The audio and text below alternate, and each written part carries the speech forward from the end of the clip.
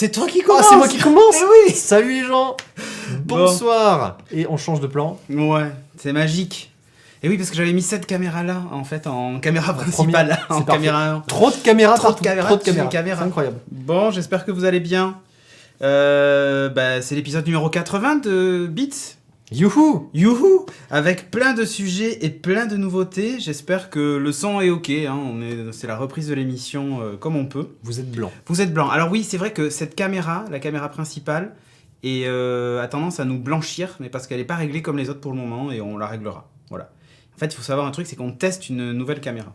Donc, voilà, Et on si teste ça pas marche. que ça ce soir. Hein. Il y a tout en même temps, on a mis. Hein. On La teste totale. plein de trucs. Petit décalage, il y a que moi. Ah, il y a peut-être un petit décalage Blablabla. d'image. Bon, Bon, on va voir. on verra. Au pire, il y a plein de caméras, donc on fera avec. Et on réglera ça petit à petit. Bon, du coup, j'espère que vous allez bien, que vous n'avez pas tout pété pendant que j'étais pas là. A priori, non. Mais non. Tiens, ça sature pas. Ah, bon, ok. Décalage de son, léger décalage. Ok, bah je réglerai ça. Jean t-shirt noir et bleu. C'est vrai qu'on s'est Et pas de coordonnés. cheveux, ils sans- ont mis. Pas de cheveux. Oh, mais ça, on le savait déjà quand même. Ah, t'as laissé. J'ai laissé un peu. Ouais, Ah, je me suis c'est dit, ça. je vais essayer de faire une Christophe. Je vais venir avec un peu de barbe. C'est ça. Donc du coup, cette semaine, on a pas mal de sujets. Ouais. Et on a, alors, le nouveau Beats, c'est en gros 1 heure d'émission avec des sujets. Et derrière, on s'autorise jusqu'à 1 heure de discussion avec vous sur un sujet. Et là, on a un gros sujet qui est... L'intelligence artificielle en France, et notamment le rapport Villani qui a été révélé il y a peu. C'est ça. Donc, ce que je te propose, c'est Vas-y, qu'on enchaîne tout de propose. suite avec la première news, qui est le retour, en fait, de Palm. Le retour de Palm, Ah là là, ton grand amour. mon qui grand revient. amour de jeunesse. C'est un- Alors, Palm, c'était un peu pour moi le truc du futur. Tu sais, il y avait la recharge sans fil, avec un système aimanté, je sais pas si tu te C'est souviens. vrai, où il y avait le Voilà. galet sur lequel tu posais. Avec pour- la tablette, il y avait aussi un truc qui était assez incroyable, c'est que tu pouvais transférer Oui, avec je me une espèce rappelle. de NFC-like. Oui. Tu c'était terrible, ça. l'approchais et tu faisais des transferts Transfert de fichiers, de liens, c'était énorme. t'ouvrais le. Et en termes d'animation, ça fonctionne avec un système de cartes. Je sais pas si vous vous souvenez, ces putains de cartes que maintenant on a sur à peu près tous les OS. iOS Et- beaucoup plus maintenant. Ah en ouais, plus, non, mais carrément. mais clairement. Bah, même clairement, Android l'a récupéré aussi. hein. Même Android l'a récupéré, et c'est vrai que voilà, c'est le retour. Alors rappelez-vous, hein, ça ressemblait à ça, le Palm Pre. Ouais, c'était magique. Et il y avait une boule sur le premier, ensuite ils l'ont remplacé par une zone tactile. Voilà, il y avait un clavier coulissant, un petit format galet, il était vraiment top. Enfin, moi en tout cas, j'adorais ce format-là. Donc c'est TCL qui a racheté la marque Palm. Et qui va revenir avec donc de nouveaux appareils. Ils avaient racheté BlackBerry et Alcatel déjà par le passé. Donc voilà, ça sert sous Android, donc je pense que c'est pas mal. Étonnant. À voir, honnêtement, je sais pas trop. Alors moi, je vais refaire la remarque que j'ai déjà faite sur Twitter, Ouais. je crois. C'était en fait entre TCL et HMD et Palm et Nokia. En fait, c'est les Chinois qui font ce que les constructeurs n'ont pas osé faire avant. En fait, C'est ça. BlackBerry n'a pas osé sortir De son OS de BlackBerry. son OS BlackBerry. Palm, Palm, il est un peu crevé. Et Nokia, pareil. Nokia, ils n'ont pas osé aller sur Android quand il fallait, et du coup, ils étaient morts. Complètement. En fait, c'est ça. En fait, les Chinois reprennent ce que les constructeurs auraient dû faire. Tout à fait. Alors, news suivante, on va parler d'un autre Chinois, parce qu'évidemment, d'un D'un Chinois Chinois. à l'autre, il n'y a qu'un pas. Et on va parler de Xiaomi avec le Mi Mix 2S. Mi Mix 2S. Oh là là là là. Oh là là là là là là. Donc Xiaomi qui nous a sorti donc un écran 5, alors évidemment je monte le dos pour parler de l'écran, c'est magnifique. Un écran 5,99 pouces, hein. Bon en gros 6 pouces. Ils y sont presque. Presque, hein, failli. voilà. Un Qualcomm Snapdragon 845, donc dernière version, 6 à 8 minimum. Go de RAM. C'est-à-dire que là maintenant, les laptops n'ont qu'à bien se tenir. Putain, c'est vrai, Ouais. Et on a la batterie qui fait du 3400 mAh comme le Mix 2. Existe en 64, 128 ou 256 Go. Avec la dernière version de Xiaomi MIUI 9.5, donc Oui. voilà, qui est sur Android Oreo, donc la version 8 d'Android. USB Type C, voilà, Bah, et puis bah- borderless. Mais il n'y a pas de notch. Et non, Mais c'est incroyable. Où est passé le mono sourcil? Mais c'est ça. Mais ouais, surtout, où est passée la webcam? Ouais, et ben en fait la webcam elle est passée là. Ah, c'est une webcam pour les narines. Exactement, c'est Ah, une le trou de nez. webcam de narine Webcam qui est ici trou de nez. en bas. Et alors, je vais la montrer d'un peu plus près. Voilà, c'est magnifique. Magnifique. Et alors, tu te dis, mais quand même, il y avait de la place encore pour renier encore un peu quand même. Si tu vois l'espacement qu'il y a entre la webcam et le bord de l'écran. Quand tu vois juste le bord, mais à mon avis, à l'intérieur, Ouais, ça doit être potassé déjà. Juste un tout petit peu. Et ouais, double capteur photo derrière. Bon, La norme du maintenant. Et le capteur pour le doigt, il est derrière du coup. Ouais. Ouais, en même temps, il n'y a plus trop de place devant. Mm. Et ils l'ont pas mis sous l'écran. Et ils l'ont pas mis sous l'écran. Alors je t'avoue que quand je l'ai vu celui-là, alors il a pas mal leaké déjà avant, et quand je l'ai vu, j'ai fait ah la vache. C'est quand même bien tentant parce que bon, le running gag de l'année, je pense que ça va être le renouvellement de mon téléphone Android. Ah, c'est toujours pas fait. Ouais, non, c'est toujours pas fait, j'avoue. Tu Mais, attends.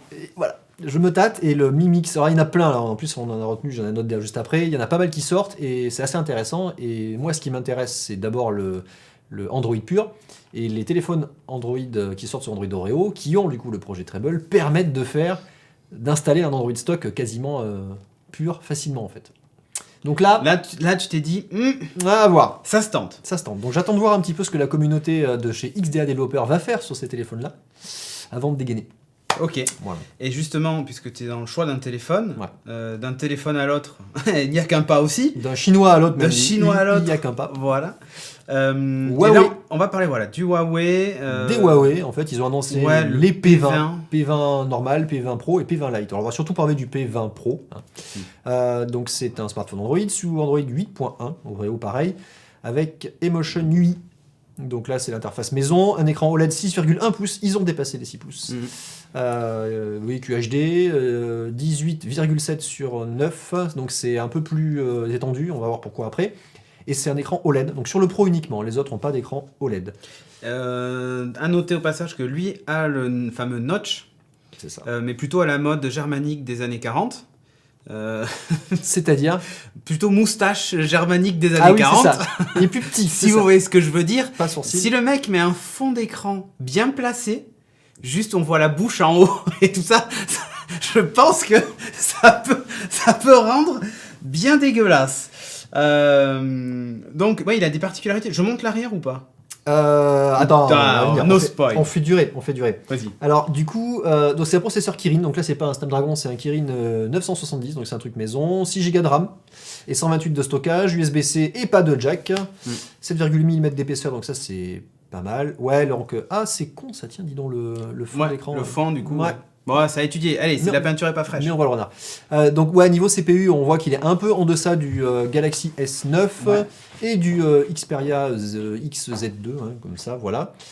Par contre, la particularité est, commencer à en parler, c'est clairement ça. Donc, il a sur le P20 Pro 3 capteurs photo à l'arrière. Donc, il a un capteur 20 mégapixels monochrome, donc avec une ouverture à 1.6, un 40 mégapixels RGB à 1,8, j'aime bien RGB, 8 mégapixels avec un téléphoto, ouverture de 4, voilà. Et en fait, ça lui permet de faire des photos apparemment qui déchirent. Et il est apparemment le top en termes de photophone actuellement sur le marché, puisqu'en fait avec ces 3 capteurs-là, donc ils vont être utilisés simultanément et pas séparément, mais ils vont permettre de créer des photos, puisque les photos vont être prises avec ces 3 capteurs-là et retravaillées pour choisir la meilleure photo qui va. Et alors des exemples, donc là j'ai pris sur Android, vous voyez, donc ça c'est des photos où on est censé avoir le soleil en pleine face, donc là en général les blancs sont cramés et tu vois rien.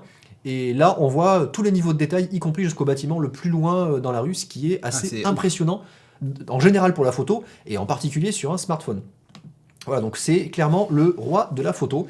Il a également un processeur NPU intégré, donc NPU c'est le Neural Processor Unit.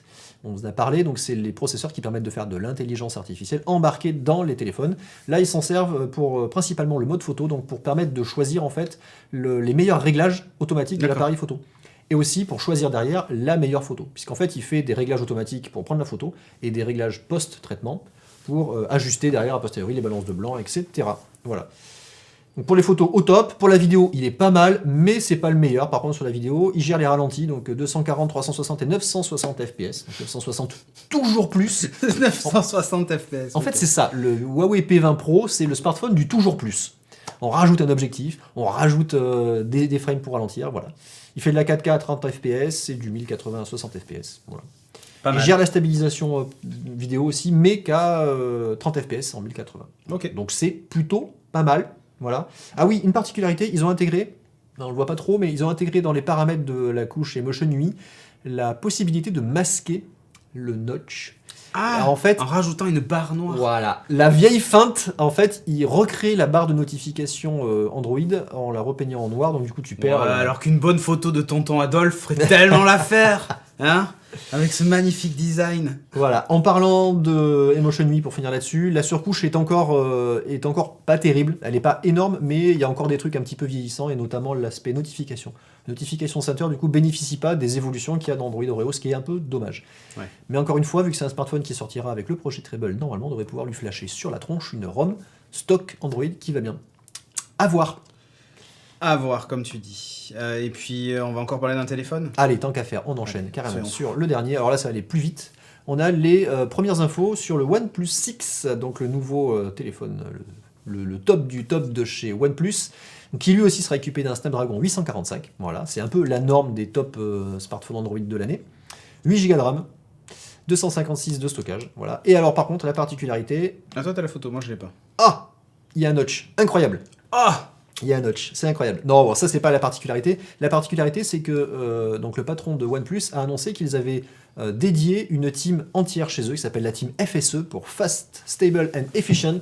Fast and Furious. C'est exactement ça, pour travailler au niveau de l'OS et avoir un OS au top et avoir la best ROM ever, comme ils disent, pour qu'il y ait l'expérience idéale en termes d'Android. Alors, Ouais.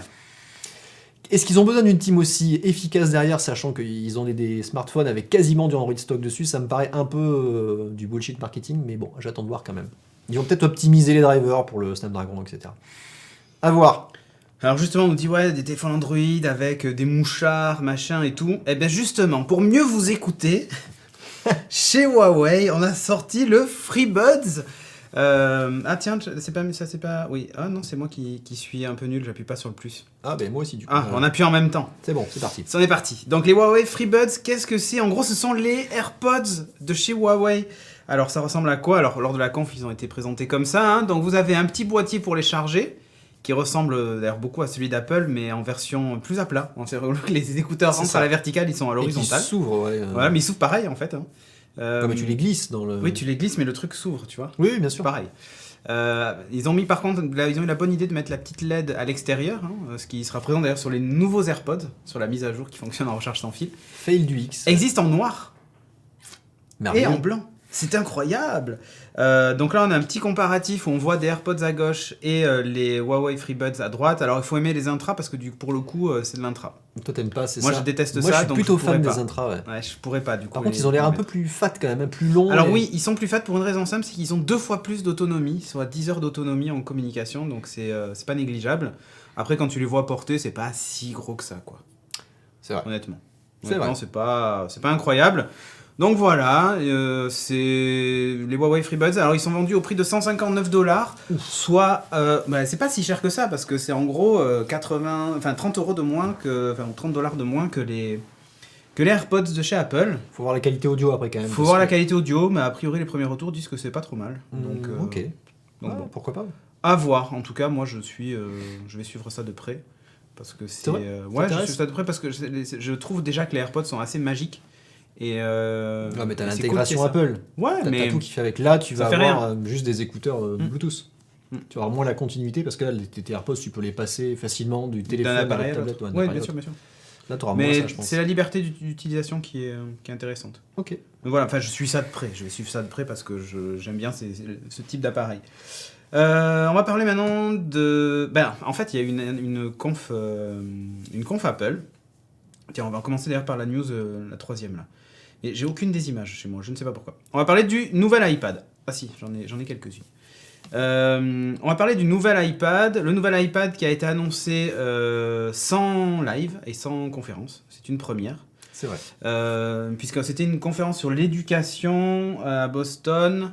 Voilà, c'était une conf en fait vraiment, comment dire,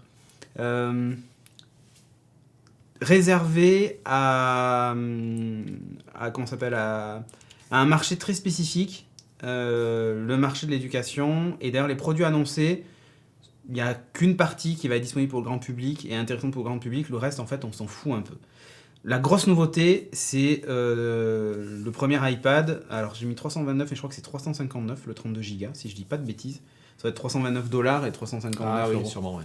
La version 32 Go et ensuite il existe une version 128 puisque le 64 évidemment a disparu chez Apple. On continue avec cette manie dégueulasse de sauter comme ça un truc. Alors c'est pas cher, honnêtement c'est pas cher.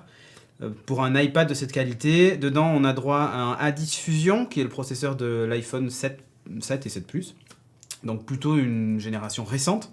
On a 10 heures de batterie comme d'hab, il existe aussi en version 4G comme d'hab. Cette fois-ci la caméra en façade est HD, alors qu'avant c'était pas le cas. On a un capteur photo de 8 mégapixels, celui qu'on trouve dans certains iPhones des générations précédentes. On a le Touch ID. Donc ça c'est cool, et un écran 9,7 pouces en Retina display, voilà, tout ce qui est le plus standard. La grosse nouveauté, c'est que c'est compatible avec Apple Pencil.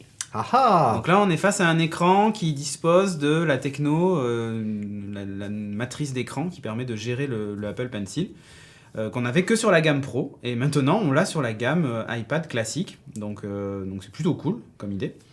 Et la grosse nouveauté aussi, c'est qu'ils ont annoncé un autre stylet qui s'appelle le Logitech Crayon, qui vaut que 49 $.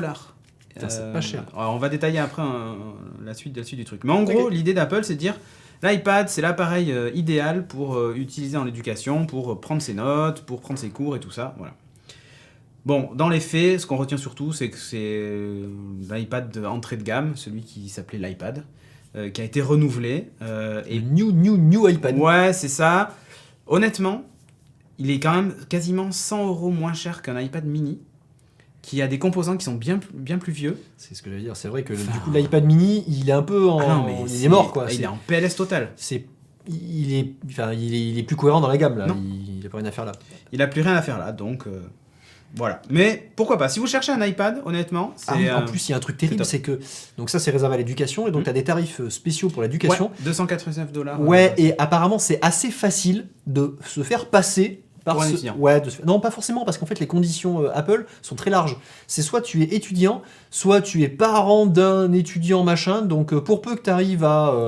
ou prof, ou comme ça, ou t'enseignes des trucs, enfin, c'est très large, et apparemment, la page pour déclarer ça, c'est assez laxiste, et tout n'est pas à vérifier derrière. Donc il y a pas mal de gens qui disent que tu peux aller te faire... Tu peux t'amuser. Ouais, tu peux y aller. Alors... Maintenant, on va parler maintenant du crayon en détail, ce fameux comment ça s'appelle ? Crayon. Ouais, ce fameux stylet tactile. Alors, contrairement à ce que beaucoup disaient, et j'en ai parlé dans le rendez-vous tech cette semaine de Patrick, si tu nous écoutes, il a une particularité, il a un bouton on/off. Donc il est alimenté. Il est alimenté. C'est un stylet donc actif, mais il n'est pas Bluetooth. Pourtant, il dispose de la gestion de la pression. Donc il est sensible à la pression, il y a je sais plus combien, 1024 niveaux de pression je crois, ou un truc comme ça. Donc quasiment aussi bien que le Pencil. D'accord. Il a le palm rejection, donc tu t'approches de l'écran poses ta main, et il annule la main, puisqu'il y a le stylet en main. 8 heures d'autonomie, donc c'est plus que correct, c'est à peu près le double du Pencil, donc rien que ça. Il se recharge avec le connecteur Lightning, mais femelle. Il a une femelle, lui, donc tu peux brancher ton chargeur d'iPhone dessus. C'est ça. Alors que le Pencil, c'était pas le cas, il fallait le brancher à l'iPad et ça faisait un truc dégueulasse. C'est vrai. Où tu avais un adaptateur fourni dans la boîte que tu perdais en 2 secondes. Femelle. Pour faire femelle. Voilà, il est comme ça, il est assez sympa, le crayon. Qu'est-ce que je voulais dire d'autre ? Il a une fonctionnalité, il a une particularité aussi, donc c'est qu'il fonctionne quand même avec une techno sans fil, mais qui n'est pas le Bluetooth. Et pour une raison toute bête. Est-ce que vous savez pourquoi ? Non, pourquoi ? Parce qu'en fait, l'iPad dispose d'une puce spécifique avec cette radiofréquence pour ce crayon. Ah. Et la particularité, c'est qu'en fait, le prof, quand il se balade dans la classe, il peut corriger sur l'écran de l'iPad des élèves sans appairer son stylet à l'iPad. Quelle bonne idée. Purée, mais ce cas d'usage de malade, mais ils sont été jusqu'à réfléchir à ça. En fait, c'est pour ça qu'ils ont mis cette puce spécifique dans l'iPad qui gère cette fréquence-là avec le stylet Logitech pour qu'on puisse s'échanger même les stylets. Un élève oublie son stylet chez lui, mais comme un stylo, quoi, en fait, comme un usage de stylo. Exactement. Tellement naturel, mais tellement la bonne idée. Exactement. Donc l'idée est géniale. C'est pour éviter de payer le brevet Bluetooth. Le seul souci, c'est que Logitech ne le vend pas sur son site. C'est uniquement via le circuit éducation Apple. Ah, la loose. Voilà. Ciao. Mais comme je t'ai dit tout à l'heure, il y a moyen de moyenner en passant par un... Voilà, mais l'idée est pas con en fait. L'idée est vraiment pas con.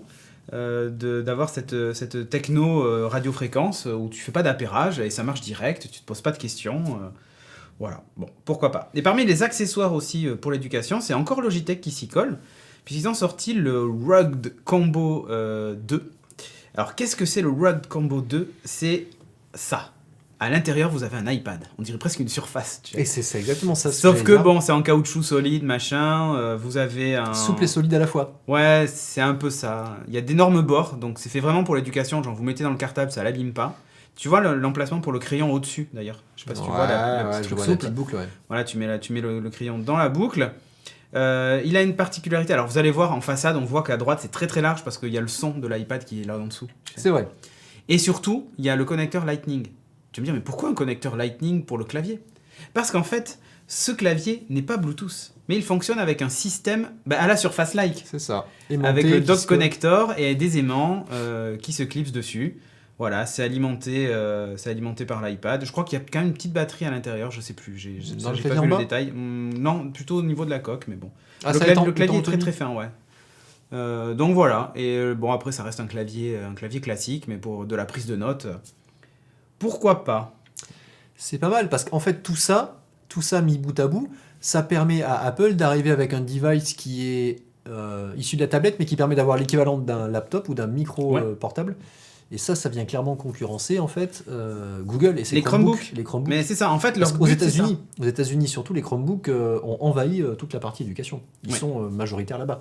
Et Apple, ils y sont loin. Ils aimeraient bien s'y mettre là parce qu'en fait, quand tu chopes l'aspect éducation, tu chopes le public au plus tôt.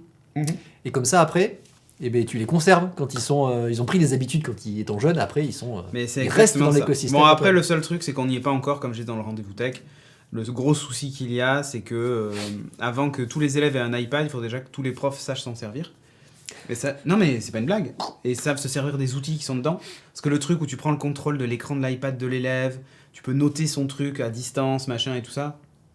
Autant te dire qu'il y a le potentiel de fail du Wi-Fi qui passe pas, du machin, du truc, enfin, laisse tomber quoi. Donc, oui. Je pense qu'on n'y est pas encore. Oui, il y a l'aspect configuration, l'aspect technique, mais après il y a l'aspect utilisation. Je pense que maintenant les profs sont assez formés sur tous ces usages numériques-là. Ouais. Moi je vois dans l'école de mes gamins, ils ont tous des tableaux numériques et franchement, ils gèrent. Hein. Par contre, effectivement... Le tableau numérique est quand même particulier. Hein. C'est un matos particulier, mais ils sont formés pour, ils savent l'utiliser, ils font plein de trucs géniaux avec. Hein. Parce que moi je connais aussi des établissements où ils avaient des Nexus 7 qui ont fini sur une étagère, quoi. Ouais, c'est possible. Mais oui, c'est particulier. C'est vraiment un truc dédié à l'éducation, là. Avec un écosystème complet et tout. Hein. Bon, enfin, on verra bien. Bon, ouais, Ubiridov, il y a un petit décalage de son sur la caméra principale. Oh, peut-être même sur celle-là, d'ailleurs. Ouais, on a l'impression. Je sais pas. Mais on va régler ça, vous inquiétez pas. C'est juste que la peinture est encore un peu fraîche. Donc, on fait avec. Mais ça vous dérange tellement qu'on n'ait pas la synchro labiale. Là, regardez, hop, je parle, il y a un gros décalage. Oh, un petit peu. Ouais, si clairement on se voit nous-mêmes, là, t'as le temps de... Hop. Attends, et sur celle-là, est-ce qu'il y a un gros décalage ? Attends, non, sur celle-là, hop, est-ce qu'il y a un gros décalage ? Ouais, il y a un petit décalage aussi. Ouais, elles sont toutes pareilles alignées, je pense. Ouais. Bon, bref, on réglera ça.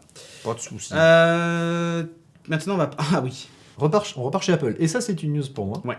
Apple qui va produire ses propres processeurs. Alors, derrière ça, c'est surtout que Apple va se séparer de Intel. Ça, c'est assez ouf. Alors, c'est une rumeur, d'abord.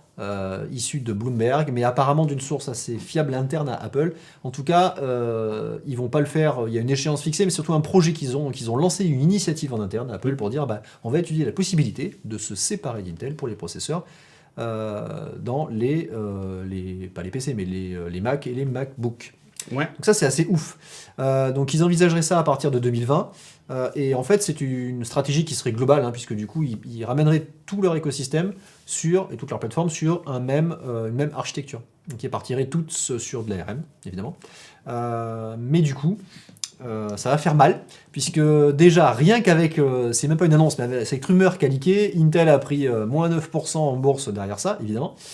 La raison qui explique tout ça, c'est qu'en fait, Intel, depuis un moment, ils sont plutôt en phase de stagnation en termes d'innovation technologique. En plus de ça, ils se sont pris dans la tronche les différentes crises, les failles des processeurs, la Spectre et Meltdown, la communication, qui n'est pas terrible de leur côté. Et puis, oui, l'innovation qui est pas là. Donc ils parlent d'aller sur l'IA, mais après l'autonomie, la réduction, etc., c'est pas vraiment leur fer de lance chez Intel. Ils se font devancer petit à petit par tous les processeurs ARM. Ouais. Apple, entre-temps, lui, a pas mal avancé sur designer ses propres chips à base d'ARM. Ils ont intégré ça de plus en plus un peu partout. On a même du coup des processeurs ARM qu'on retrouve maintenant dans les iMac et les Mac Pro. Les iMac Pro pardon, et les MacBook Pro, c'est ça. Puisqu'en fait, dans l'iMac Pro, tu vas retrouver un A10 Fusion, donc le même que celui dont tu parlais dans l'iPad pour l'éducation.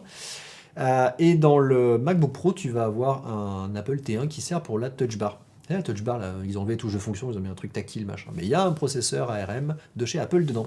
Voilà. Alors après, il y a des questions qui vont se poser derrière. Il y a des usages quand même sur les Mac qui sont liés en fait au processeur Intel, comme je pense à Bootcamp. Donc Bootcamp, le fait de pouvoir démarrer un Windows sur un Mac, bah ça va être compliqué, plus compliqué avec un chip Apple. Tu vas avoir aussi l'émulation, la virtualisation, donc avec parallèle. Ça va être beaucoup plus compliqué maintenant sur des chips qui ne vont pas forcément le gérer nativement. Alors après, il y a des processeurs ARM récents qui arrivent à le faire, mais qui sont vraiment des trucs très haut de gamme. Et beaucoup plus puissants et beaucoup plus coûteux également à mettre en place en termes d'énergie, en termes de coûts. Donc voilà, à voir comment ils vont avancer sur ce projet-là. Pour l'instant, ça reste encore une rumeur, hein, c'est ça.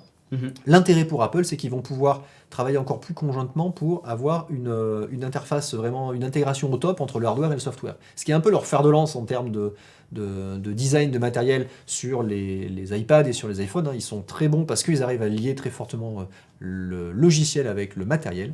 Et donc là, ils sont encore plus forts là-dessus sur les Mac. Ça, c'est intéressant pour eux, c'est une bonne stratégie puisque c'est là-dessus qu'ils se démarquent par rapport aux autres. Après, il y en a pas mal du coup qui ont réagi à ça en se mettant à rêver, à imaginer des choses qui arriveraient en fait, une fusion entre iOS et macOS hein, quelque part, et une fusion des usages surtout. Donc on récupérait des usages qu'on aurait sur des interfaces tactiles au sein d'un macOS.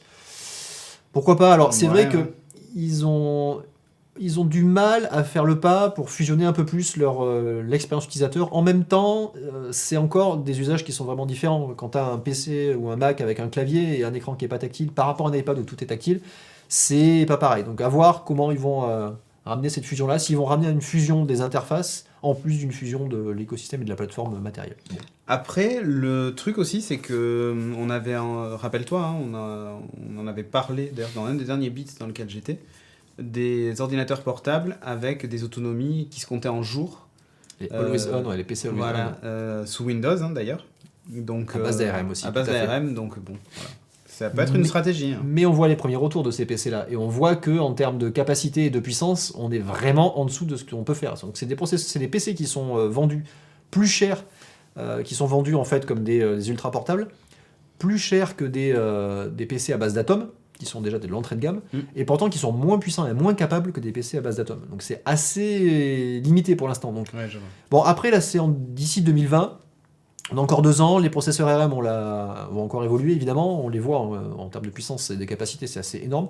Après, peut-être qu'ils vont commencer sur des renouvellements, des petits PC, genre des petits Mac, hein, des MacBook Air, des trucs comme ça, qui seraient vraiment du ultra portable, moins capable, mais qui seraient dans la gamme dédiée à ça.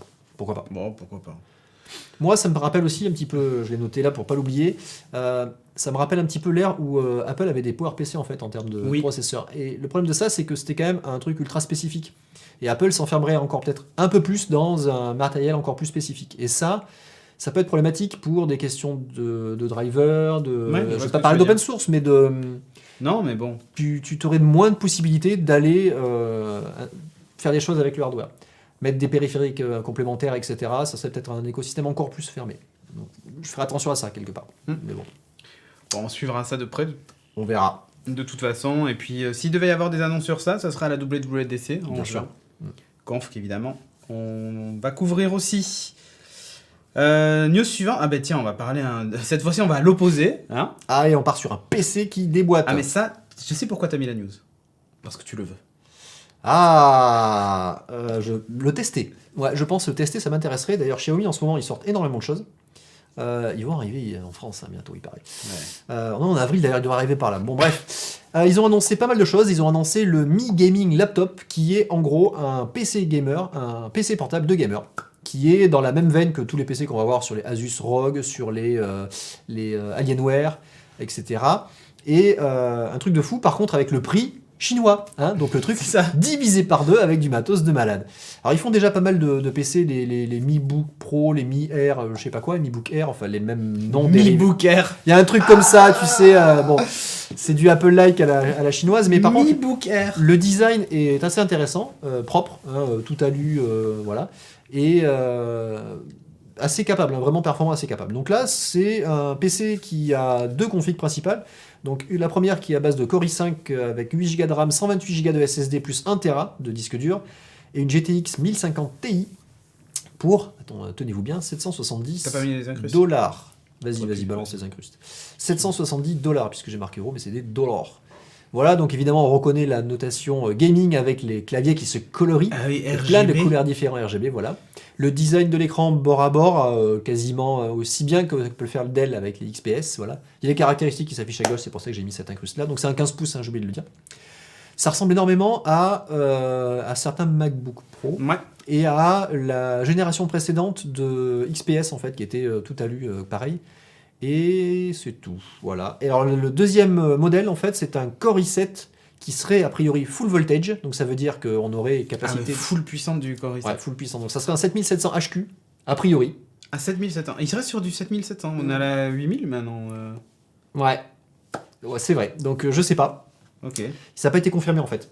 Ils ont annoncé ça en disant c'est un Core i7 full voltage, ils n'ont pas donné la référence précise. Je pense qu'ils sont Bon, après, le 7700, c'est déjà pas mal, hein. déjà bien. Hein, voilà. Hein. 16 Go de RAM, 256 de SSD, 1 Tera de disque dur, toujours pareil, et une GTX 1060 qui aurait elle-même en plus 6 Go de RAM dédié.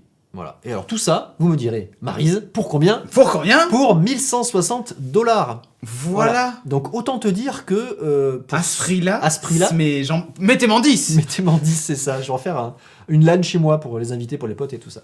Voilà, bon, pour le reste, des 4 ports USB-C, non, pardon, 4 ports USB 3, 2 ports USB-C, Ouais. RJ45, un classique, HDMI, un port jack préamplifié pour le casque. Ça, c'est vachement bien, parce que du coup, tu vas avoir un son vachement mieux. Voilà, parce que quand tu mets un casque Dolby Atmos. et du Dolby Atmos pour les haut-parleurs intégrés, alors ça, c'est plus la marque certifiée Dolby Atmos. Je pense pas que ce soit terrible.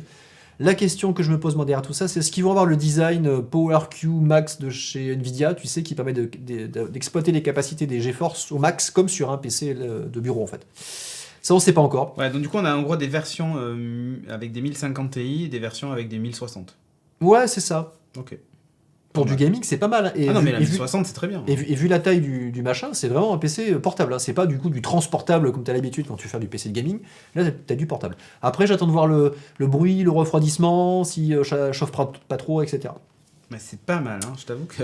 Ouais, c'est pas mal. Hein. Moi, j'aimerais bien voir ce que ça vaut. Et les renouvellements des PC.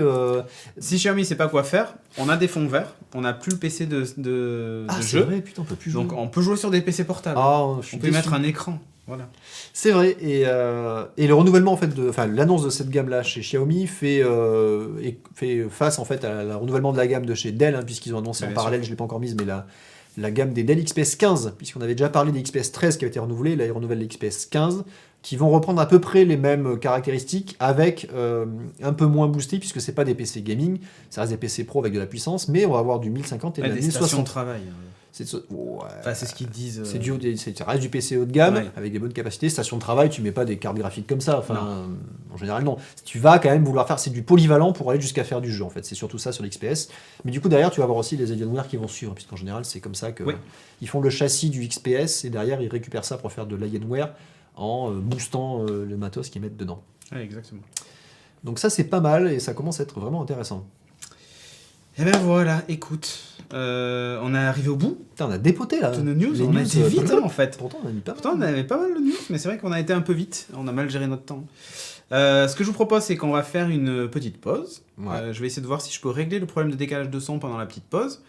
On revient dans 5 minutes, en gros. On va parler d'intelligence artificielle et surtout de l'intelligence artificielle en France. Ouais. Gros sujet. J'espère que la chatroom va être on fire pour qu'on réagisse avec vous. J'attends de vous, effectivement, que vous réagissiez. Il y a du contenu, donc n'hésitez pas. Voilà.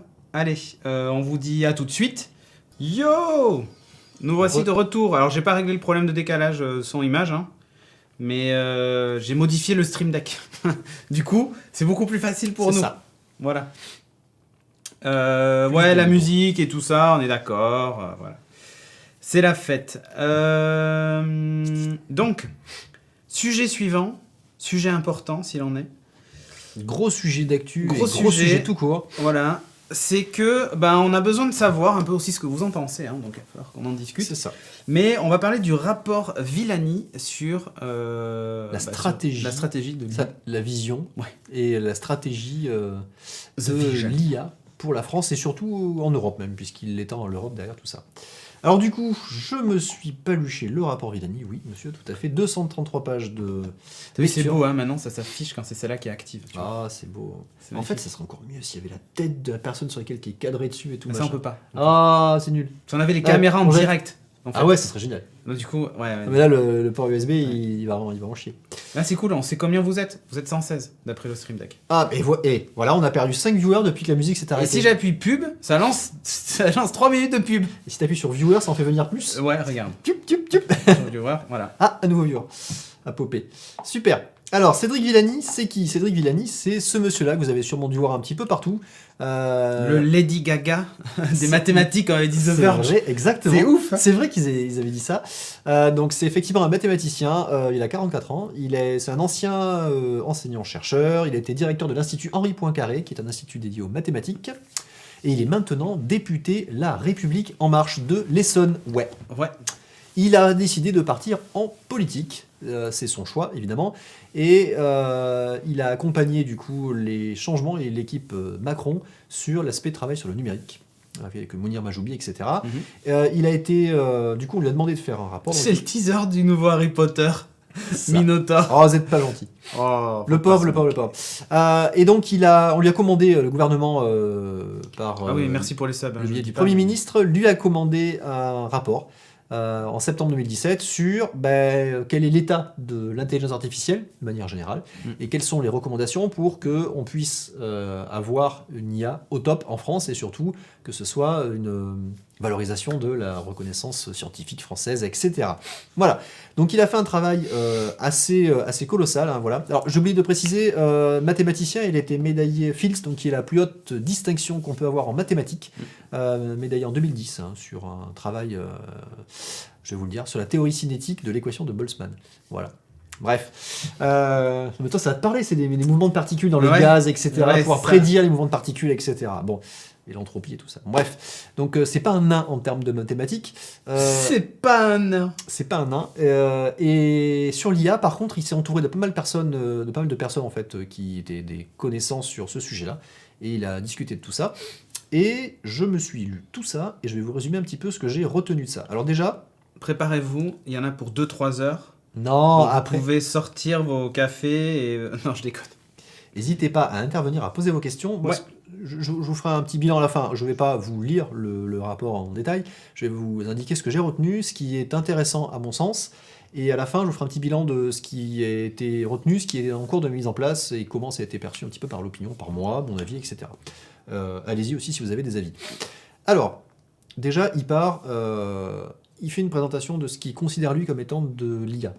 Okay, donc il dit l'IA c'est quoi? En fait l'IA ça va juste être des algorithmes et des logiciels qui vont chercher à apporter des réponses sophistiquées à des problèmes qui sont un peu complexes. Voilà. Donc c'est vraiment une généralisation très large de ce qu'est l'IA et en fait ça englobe beaucoup de choses parce qu'aujourd'hui on met vraiment... tu vois j'ai dit hein, aujourd'hui. C'est parce que tu reviens du coup c'est une En fait, mauvaise c'est quoi habitude Je vais revient. ajouter un bouton sur le Ah stream aujourd'hui plus un. deck. Plus un. Je te jure, on peut le faire. Super. LTP sort du corps de Christophe. Ah, voilà. Bref. Oui, En plus, donc. vous vous ressemblez un peu. Ouais, Mais il est moins barbu.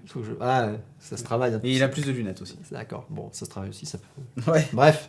Donc dans l'IA, il met un petit peu tout en même temps. Actuellement, on met Les vraiment. chatbots. On met vraiment tellement voilà. de tout en termes de marketing dedans que c'est pas. Moi, ça me choque pas. Donc il y a des exemples comme reconnaître une adresse, traduire du texte pendant conduire une voiture, etc. Et plus généralement, en fait, c'est ce qu'on pourrait imaginer aujourd'hui comme étant des tâches que on imaginerait faisables par un humain, mais qui ne seraient pas naturellement faisables par une machine. Et en fait, on va dire, bah ça fait partie du cadre de l'IA. Tout à fait. Non mais Minotaur, il a sorti la blague de l'univers. Vas-y. Non mais attends. Captain Hugh, Harry Coder ne parle pas le fourche-langue, mais juste le python. Alors là, il y a triple effet qui se coule, joli. Oh alors là, mec, t'as tué le game. Hein, il a raison. Hein. Il a tué le game. Ah là là. Donc voilà, pour l'aspect définition et sur ce qu'il considère comme étant l'IA au sens très large, ce qui pour moi me va très bien. Alors il part d'un constat, évidemment, comme tous ceux qui font des trucs innovants dans les startups, il part d'un constat simple, c'est ça. C'est que l'IA sera omniprésente. Non, c'est vrai. Oui, bien sûr, bien sûr. Alors je suis parti d'un constat simple et j'ai créé une startup. Bon, lui il est parti d'un constat simple, il a créé un rapport. C'est ça, donc l'IA sera bientôt omniprésente. Il a tout compris à ce que c'était l'administration française. Ouais, exactement, c'est ce qu'il fallait parler.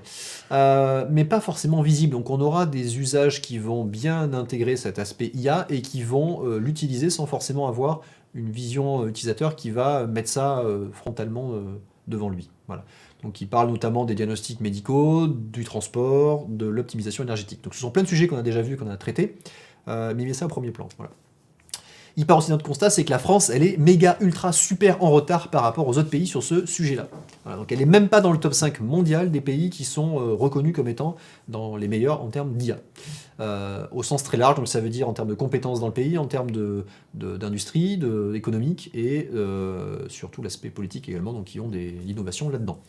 Donc il y a du retard à rattraper, et c'est ce que ce rapport va essayer de détailler en disant quels sont les axes sur lesquels il faut aller pour améliorer et rattraper ce retard, voire redevenir une top puissance mondiale en termes top nation. Voilà.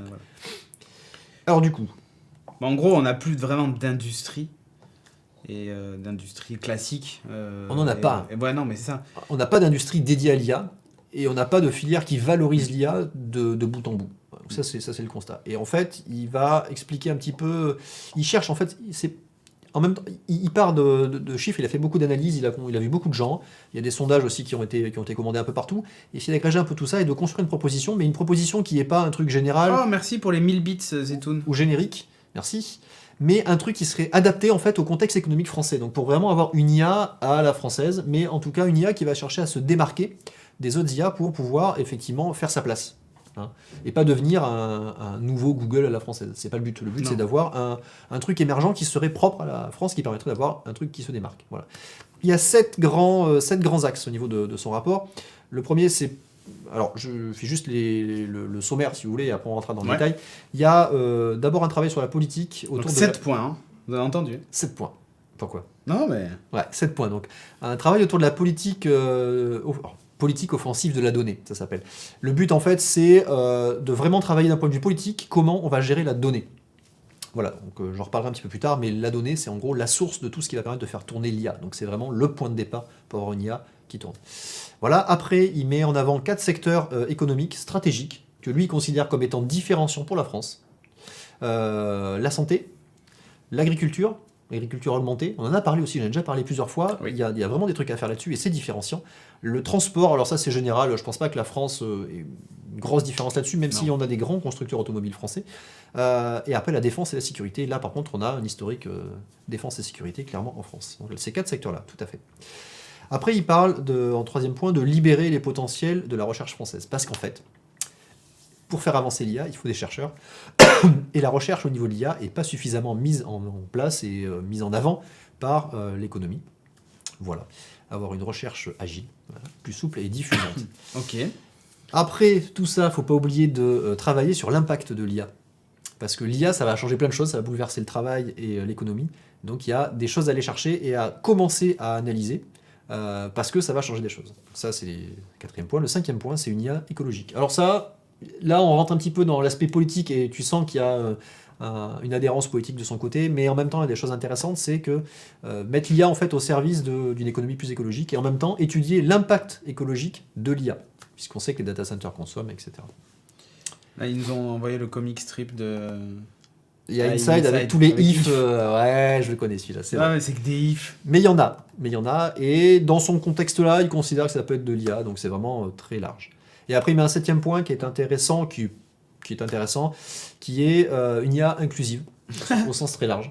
Type de Bill qui dit donc Google ouvre un centre dédié à l'IA et va pouvoir récupérer une partie de son amende via le financement public. Genius. Évidemment, mais évidemment qu'il y a des négociations derrière. Évidemment. Et qu'est-ce que vous croyez ? Franchement, Tout ça, ça a été fait. Non, mais on n'est pas dans le monde des bisounours, quoi. Bien sûr que non. On est dans un échange. Chacun a des intérêts à gagner derrière. La France a des intérêts pour se valoriser en termes d'IA. Google a une ardoise à effacer.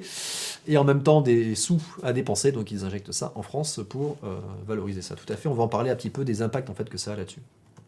Alors, le premier point autour de l'axe politique, en fait, est inciter la gestion de la donnée. En fait, c'est grosso modo, alors il y a plusieurs axes, il y a plusieurs personnes qu'il va falloir impacter là-dessus. Ça va être notamment inciter les entreprises à mutualiser et partager les données. Ouais. Alors, il y a beaucoup parlé du phénomène d'open data, machin, tout ça. Big data, open data. Alors, ouais, big data, oui, c'est avoir des gros volumes de données. Mais derrière ça, c'est des entreprises privées qui vont ramasser ces gros volumes de données. Et il va falloir Et on voit le problème que ça pose, c'est qu'après, c'est des entreprises privées qui vont gérer ça. Il va y avoir des fuites de données, c'est pas forcément bien géré. Là, ils souhaitent encadrer ça, c'est-à-dire inciter les entreprises à partager, mais dans un cadre qui va être défini. Donc, mutualiser des données, échanger sur un format, etc. Ça, c'est vraiment intéressant parce qu'en fait, ça étend le phénomène open data que seules, globalement, les institutions présentaient, donc l'État, globalement, aux entreprises aussi. Donc ça, c'est vraiment intéressant, sachant qu'évidemment, je l'ai dit tout à l'heure, les données, posséder les données et les utiliser, c'est ce qui fait la meilleure IA possible, puisqu'on a besoin de données pour entraîner des IA, notamment pour avoir des algorithmes puissants et qui sont justes. Donc voilà, mutualiser ça, partager les données, créer des centres de données d'intérêt général. Voilà. Donc ça, tout de suite, tu arrives sur le truc étatique, machin, tout ça. Mais en fait, ça peut être... En fait, c'est soit l'État qui va fournir des données plus stratégiques, en fait, par rapport à son phénomène open data, mais aussi une ouverture plus large des données qu'il y aurait déjà. Bon, okay. Pourquoi pas la portabilité des données citoyennes. Alors ça, l'idée, ça rejoint aussi tous les phénomènes qu'on a autour du RGPD, vous savez, le règlement général pour la protection des données. Il y a des articles là-dedans autour de la portabilité des données. Mais là, ils souhaitent l'étendre pour qu'en fait, quand tu as mis tes données dans un service particulier, au sens très large, tu peux imaginer avoir mis tes mails dans un service mail, mais tu veux en changer, et bien, ça soit facilité pour que tu puisses transférer tout ça, les sortir d'un côté, les mettre de l'autre, et que ce soit carrément interopérable. L'enjeu de ça, c'est que, au même titre que tu vas pouvoir changer de téléphone rapidement, avoir une portabilité de ton numéro, mais tu vas avoir une portabilité de tes données d'un service à l'autre. Quand on voit comment ça marche avec le service de portabilité interbancaire déjà, ouais.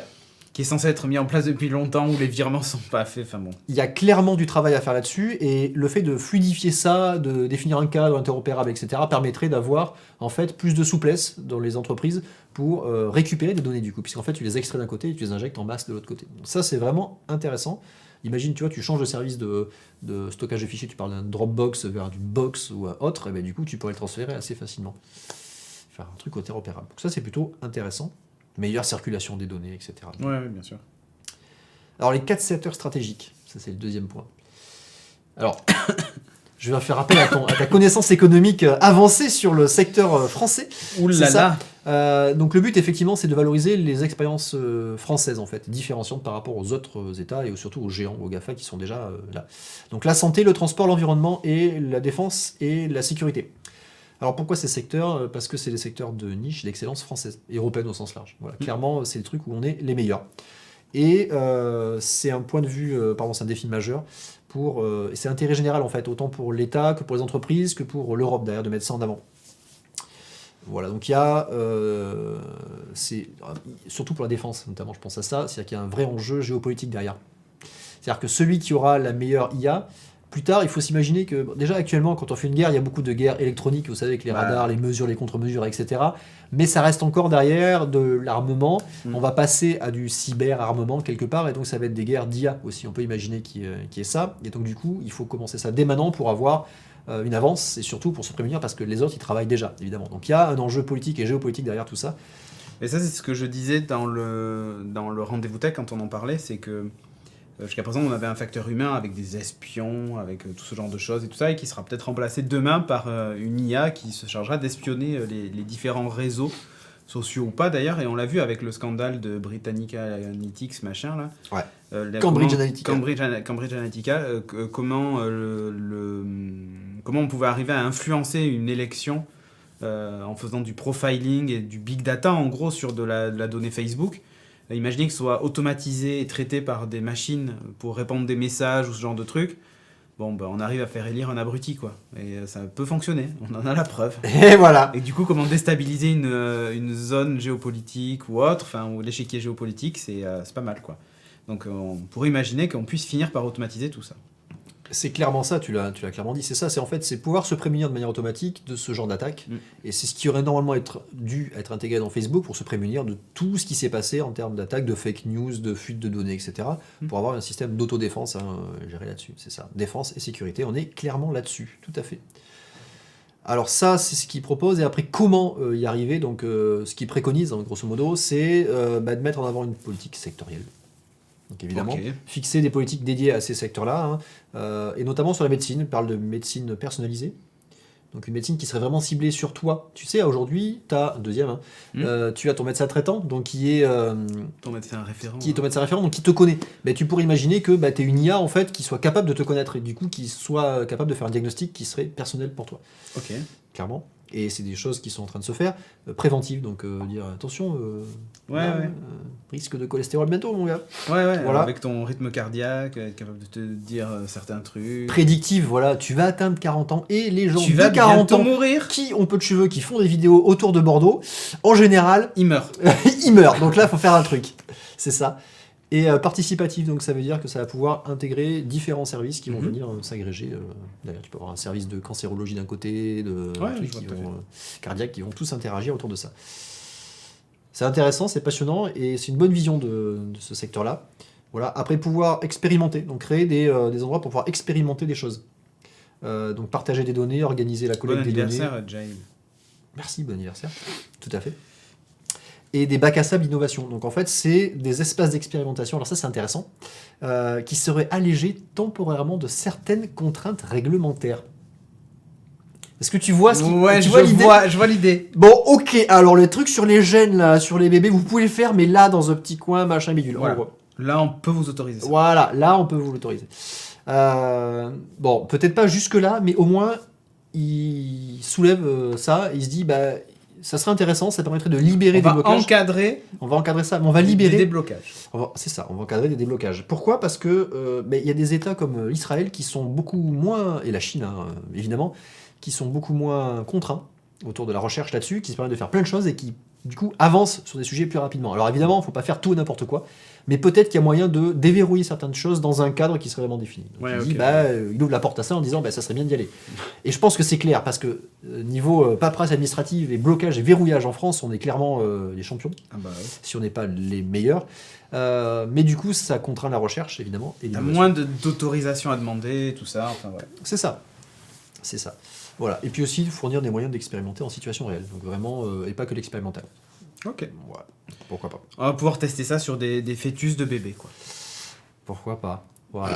Non, bon, la santé, j'en ai parlé. Sur le transport, c'est principalement et majoritairement le véhicule autonome. Voilà, donc c'est clairement le truc qui est partout le sujet du moment. Voilà. Surtout aux US, et surtout avec l'accident Uber qu'il y a eu il n'y a pas longtemps. C'est un vrai sujet. Non, mais voilà. Mais en fait, ce qui va se passer, c'est qu'ils vont alléger la loi pour que personne ne soit responsable en cas d'accident, pour qu'on puisse continuer à faire la recherche parce qu'il n'y ait plus d'accident. C'est ça, tout à fait, t'as tout compris. Voilà. Parfait, nickel. Non, en fait, j'en parlerai un petit peu plus tard en bas, le véhicule autonome, c'est un vrai sujet, parce qu'en fait, il y a la création de cette IA, on est en train de la créer, on apprend évidemment, donc il y a des fails parce qu'on est en train d'apprendre, mais c'est surtout aller au bout du sujet et comprendre ce qui se passe, être capable d'aller dans le détail de la responsabilité, etc. Et il y a un cadre légal, tout ça, on en reparlera un petit peu plus tard. La défense et la sécurité, j'en ai parlé, les attaques d'IA. Et l'aspect environnement, donc ça c'est intéressant. C'est développer des outils, notamment, c'est des exemples qu'il prend, mais qui souhaiterait mettre en avant en termes d'application pour la France. Développer des outils à destination des exploitations agricoles. Donc l'agriculture augmentée, qui permettrait par exemple d'optimiser l'agriculture intelligente. Tu vois, arroser quand il faut, l'engrais juste comme il faut, etc. Prendre en compte les conditions climatiques, tout ça. Okay. Globalement, en fait, c'est être capable de mieux gérer ses ressources, au sens très large, autant naturel que les ressources. C'est de l'optimisation. C'est de l'optimisation de ressources. On est complètement là-dessus, tout à fait. Voilà. Moi, je suis convaincu que les autres sujets, on le savait, on avait beaucoup parlé déjà. L'agriculture, je pense qu'il y a vraiment, vraiment des choses à faire, et que ça n'a pas suffisamment démarré comme les autres. Et justement, l'Internet des objets peut beaucoup aider, puisqu'on peut récolter énormément de données. Complètement. Que ce soit la composition du sol, que ce soit la météo, et même surtout on a des schémas et il y a tout un historique. Ouais. Du coup, on est capable de savoir que quand cette année-là, ouais, c'est ça. Quand cette année-là, Claude France, non, quand cette année-là, donc je sais pas, il a gelé en janvier, machin. Enfin, quand toutes ces années, plutôt, on arrive à définir un petit schéma et à anticiper certaines choses en disant, voilà, cette année, les récoltes de machin, de céréales seront plus importantes parce qu'il a fait tel temps au mois de janvier ou machin, et du coup réussir à optimiser tout ça. Et en fait, ce sont des centaines de milliers de calculs qu'aujourd'hui on ne fait pas, parce que soit on n'a pas la donnée, soit on n'a pas le temps humain de faire ce genre de calcul pour arriver à anticiper ce genre de choses, ou même il y a tellement de données à croiser que c'est très compliqué. Et l'idée, c'est qu'avec toutes ces données-là, on arrive justement grâce à une IA, une intelligence qui permettrait de faire tous ces calculs-là et tous ces croisements-là, à détecter des patterns, mais c'est un peu ça, comment on dit en français, des schémas, des schémas. tendances, Voilà, c'est ça, et du coup, optimiser l'utilisation d'engrais, et ainsi de suite, quoi. C'est ça. Alors je vais prendre 2 remarques dans la chatroom. Il y a Nico Poppy qui dit « C'est con, mais quand on demande à des experts des rapports sur des sujets qu'ils maîtrisent, on n'a pas de conneries à la sortie. » Alors, c'est vrai, mais on va en reparler à la fin sur ça. Un jugement de valeur, en fait, sur ce rapport-là. Et après, il y a Anctalion qui dit « C'est vrai, mais tu peux pas dire au rapport ce que tu veux. » Alors, là, je fais pas, c'est pas une interprétation du rapport, hein. C'est clairement des éléments qui sont écrits dans le rapport. Je vous invite, je l'ai pas parlé, mais je mettrai les liens dans la chatroom. Il est consultable, il est très lisible, vraiment. Il y a 3 versions en fait du rapport. Il y a le rapport complet qui fait 233 pages, qui est très long mais qui est très lisible. C'est vraiment super bien écrit, ça se lit très facilement. Il y a une version résumée ultra, donc il y a une synthèse en 10 pages. Un tweet, 250 caractères. 10 pages qui résume principalement le plan d'action. Hein, hashtag. Le plan d'action. Et la version que en hashtag. Hashtag IA, hashtag France, hashtag La République En Marche. C'est ça. Et il y a une version, pardon, je vais le dire, média presse, donc plus communiqué, tu vois, avec des schémas. T'en as pas montré d'ailleurs? Si, ouais, je le mettrai après sur le... Oui, on peut le mettre maintenant si tu veux. Ah non, c'est... On le mettra après. Ok. Sur les chiffres, en fait, sur lesquels ils se sont appuyés pour les sondages, les constats, etc. Bref. Donc voilà, je reviens sur la suite. Numéro 3. Libérer les potentiels de la recherche française. Alors, ce qu'il faut savoir, c'est que on a déjà une vraie recherche française qui existe autour de ça, qui n'est pas suffisante en termes de capacité, donc il n'y a pas énormément de chercheurs derrière, mais les peu qui sont présents, les peu qui sortent, en fait, sont très reconnus et on se les arrache, en fait. Et en fait, je vais en citer un qu'on cite tout le temps partout quand on parle d'IA, qui est Yann Lequin. Donc Yann Lequin, c'est ce monsieur-là. Hop, parce que oui, j'ai sa photo. Regardez-moi ça. Vous voyez, il pose devant un truc avec des petits boules et des petits traits. Donc réseaux neuronaux. C'est ça. En fait, il est chercheur en intelligence artificielle et en vision artificielle, puisque reconnaissance d'image. Et il est considéré grosso modo comme l'inventeur du deep learning et du réseau neuronal, à plusieurs niveaux de couches derrière. Ça fait très longtemps qu'il fait de la recherche autour de ça. Et pendant très longtemps, il faisait de la recherche dans un vieux labo, dans un sous-sol, pas éclairé, au néon, machin, tout ça, sans fenêtre. Et puis, le jour où on a découvert qu'on avait la capacité de faire tourner des algorithmes comme ça sur des machines puissantes actuelles, pof, il est sorti du truc et on a vu les applications, et là, c'est devenu le roi du pétrole. Voilà. Mais il y en a un mec qui fait ça. Et ok, il était embauché. Augmentons-le. Mais c'est ça. Non, c'est même pas augmentons-le au niveau de la recherche, c'est Facebook qui est venu le chercher et qui a dit, toi, je t'embauche à prix d'or. Et il est devenu directeur de la recherche de l'intelligence artificielle chez Facebook. Très bien. Et évidemment, il est parti de la France. Donc, on parle évidemment de fuite des cerveaux. Clairement. Donc, il y a des formations et des recherches, de la recherche en France là-dessus, mais ils sont peu nombreux et ils partent. On se les arrache à l'extérieur. Les principaux acteurs là-dessus, ça va être la Chine et les USA. Voilà. Donc, les États-Unis sont numéro 1 et la Chine et les suit de près. Voilà, ce sont eux derrière. Les États-Unis ont une particularité, c'est que la recherche est très liée au privé. Et ils arrivent très rapidement, en fait, à valoriser $ la recherche en termes d'application derrière, hein, des brevets, des machins, tout ça, évidemment. Donc ça, c'est des trucs sur lesquels on va revenir. Que la législation aussi est beaucoup plus laxiste que chez nous, donc il y a certaines choses qu'on peut expérimenter, qu'on peut pas expérimenter chez nous, et ainsi de suite. Ça rejoint ce que tu disais tout à l'heure. Ouais. Le fait de partir, c'est qu'on leur donne des moyens, mais aussi un cadre qui favorise les recherches qu'ils font, en fait. Il y a les deux. Alors voilà, il y a les deux. On va rentrer là-dessus. Donc les propositions qui sont là-dessus, c'est création d'instituts interdisciplinaires. Voilà, donc au sein de différents établissements publics. Donc ça, le but, c'est en fait de partager en fait les différents centres de recherche qu'on pourrait avoir au niveau institutionnel français, partager un petit peu tout ça. C'est sous ces critères. Parce qu'on a des pôles en fait à différents endroits, mais on a moins d'interconnexions qu'on pourrait avoir. Donc là, c'est faire des lignes rouges directes en fait entre ces différents pôles de recherche au niveau de l'IA. L'attribution de moyens conséquents pour la recherche. C'est quoi? C'est 1, Tiens donc. Ouais, alors. C'est pas 1,58 milliard? Ouais, on va en reparler, mais on va reparler de ça. Ah, j'ai spoilé. Ouais, non, t'as pas spoilé, mais on va en parler sur cet effet d'annonce après, derrière. L'attribution de moyens conséquents, donc il recommande la mise en place d'un supercalculateur pour l'IA. Pour la recherche, donc qui serait un truc qui serait partagé et accessible par différents pôles qui pourraient demander ça. On est méga ultra à la bourre en France en termes de supercalculateurs. On a été pendant un certain temps dans les top 500, ou je sais pas si tu connais le site top 500 qui référence les plus gros calculateurs au niveau mondial. Tu connais pas Non. ça? C'est top500.org, je crois que ça s'appelle. C'est un site qui recense les plus gros calculateurs présents dans tout le monde et les différents pays et les différentes architectures, constructeurs qui ont mis ça en C'est place. le top 10 où en fait tu as tous les pays qui ont l'arme nucléaire et le plus. Non, je peux te- Non, parce qu'en fait, les plus gros calculateurs, en général, ça va être pour les calculs météorologiques. Ouais. En général, tu as ça et la défense. T'en as pour la défense. Bizarrement. Mais oui. Non, mais c'est pour faire de la simulation, en fait, Oui, de oui. l'explosion nucléaire. Mais Tout pas, à fait. mais pas réel. Voilà. Wargame. Wargame. Bon, voilà. Donc oui, ils souhaitent mettre ça en place, revenir en fait dans les supercalculateurs, mais pour servir l'IA, puisqu'évidemment, l'IA, on a besoin de grosses machines qui calculent très vite. Ça c'est intéressant aussi. L'accès au cloud européen. Il y a beaucoup de traitements qui se font sur l'IA actuellement sur des plateformes de cloud. Ouais. Puisque tous les grands acteurs qui vont avoir les machines et qui vont les mettre à disposition en tant que service, c'est des fournisseurs de cloud, évidemment. Ils valorisent leur plateforme. Là, ils souhaitent mettre en avant le cloud européen, donc il n'a pas cité de nom en particulier. On penserait à OVH naturellement, mais pas que. Il y a aussi pas mal d'ouvertures de data centers en France et en Europe autour des grands acteurs Amazon, Azure, tout ça. Donc ils souhaitent valoriser le cloud européen pour avoir en fait ce service-là qui serait utilisable par la recherche. Et souverain. Non, c'est pas le but. Non. Le but c'est de dire on a chez nous en France et en Europe des acteurs de cloud européens, fournissons les moyens à nos chercheurs de les utiliser. Ouais. Parce que là actuellement on leur dit oh là là, tu vas aller dépenser tes thunes sur un service machin, faut payer, sortir la carte bleue. Ouais. Dégage, faut des budgets, faut des machins, t'achètes ta machine, tu fais ton truc dans ton coin avec du matériel d'il y a 20 ans. Le but, Avec un Raspberry Pi. le but, c'est pas ça, le but c'est d'aller chercher les moyens qui existent et que la recherche puisse utiliser, comme le font les entreprises privées, ces moyens-là qui existent actuellement. Voilà. Revaloriser les carrières de la recherche publique. Donc là, il dit, d'entrée de jeu, les chercheurs français, Ils sont pas assez payés. c'est n'importe quoi. Il n'y en a pas assez et ils sont pas assez payés. Donc il dit il faut fournir plus de formations, donc plus de doctorants et plus de masters sur l'IA, et surtout il faut faire d'entrée x2 sur les salaires de nos chercheurs. Mais c'est minimum x2. Et ça, il dit, mais par rapport, si on compare aux autres pays, il n'y a aucune chance de les retenir chez nous si on ne fait pas cet ajustement de salaire parce qu'ils vont partir directement aux États-Unis, qui eux ont les moyens de mettre un x2 derrière dessus. Voilà. Bien.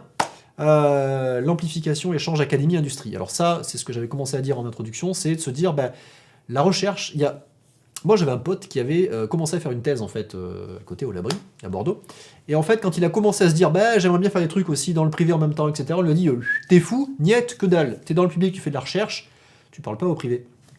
C'est très con. Parce qu'en fait, il y a des ponts qu'on peut faire avec les entreprises privées Ouais, complètement. et des échanges qu'on peut faire. Alors, ça se fait un peu plus maintenant. Il y a des entreprises, l'INRIA le fait plus par exemple, mais c'est plus dédié à ça. Mais il y a encore des laboratoires de recherche sur lesquels c'est vraiment. Faut pas le faire, quoi.